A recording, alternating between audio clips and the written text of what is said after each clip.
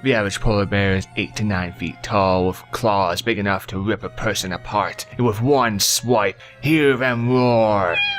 Wait a minute, something's not right.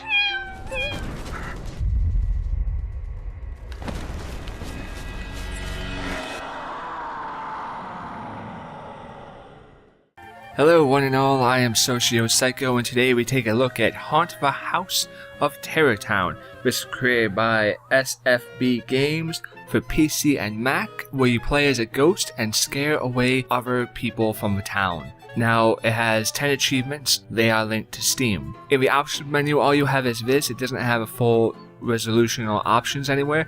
I'm playing at 1920 by 1080, and as you can see, the music is nice that they have it set in different areas, although I found the music even at the lowest settings still to be a little bit loud, so you may need to turn down your system settings as well. One issue I have with it, outside of it being the screen resolution, is the fact that the tutorial, while it does do an excellent job of giving you the information you need and conveying to you exactly how to play, once you beat the game, you have to skip through the tutorial every time. Now, it's not a difficult task, but it's just a small annoyance. Now, when we look here, and you can see there's a little bit of a confusion on what's going on. All these ghosts, as far as I can tell, really don't do anything special, except they're just different skins. So you can kind of play with a ghost that you feel more comfortable with, but they don't actually do anything differently throughout the levels. And what you can do on each level is interact with objects. When you interact with those objects, you therefore can scare people, forcing them away from this town, because your whole goal is to scare everybody out of town so you can have nice peace and quiet.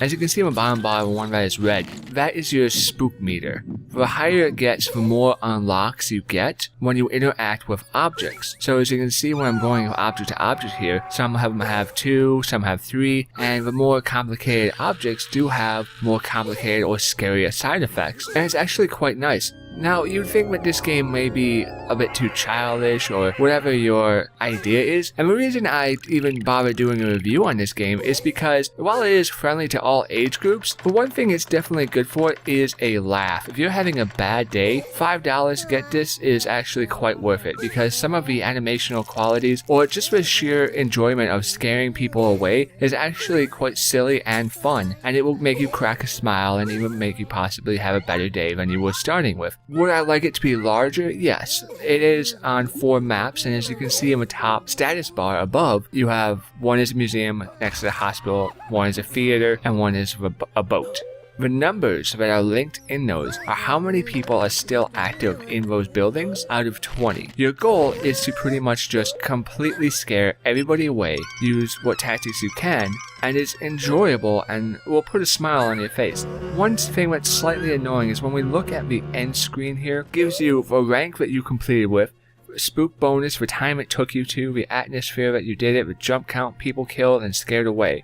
And this is nice to have, but where it's kind of failed is it doesn't keep this on record. You can't go back and look into that, and it kind of limits you from having a replayability outside of just having a spook fun adventure twice, and that's kind of unfortunate.